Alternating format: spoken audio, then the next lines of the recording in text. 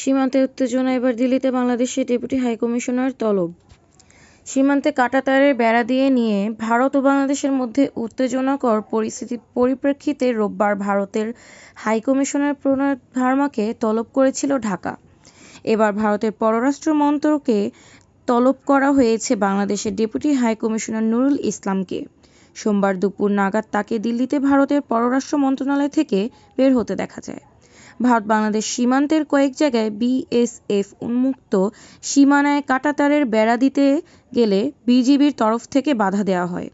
এ নিয়ে সীমান্তে উত্তেজনা তৈরি হয়। দুই বাহিনীর মধ্যে কয়েক দফা আলোচনা হয়। প্রায় ৫৩৮ কিলোমিটার সীমানায় কোনো কাঁটাতার নেই। সম্প্রতি ঢাকা দাবি করেছে, ভারত এবং বাংলাদেশের সীমান্তবর্তী কিছু অঞ্চলে বিএসএফ কাঁটাতারের বসানো কাজ শুরু করা হয়েছে। বাংলাদেশের সরকারের আরও দাবি, এর ফলে ওই অঞ্চলে শান্তিভঙ্গ হচ্ছে, দ্বিপাক্ষিক চুক্তিও ভঙ্গ হচ্ছে এতে। মালদহের কালিয়াচকে এবং তারপরে দক্ষিণ দিনাজপুরের বালুঘাটে কাঁটাতার বসানোর সময় বিজিবির বাধা দেওয়ার অভিযোগ ওঠে।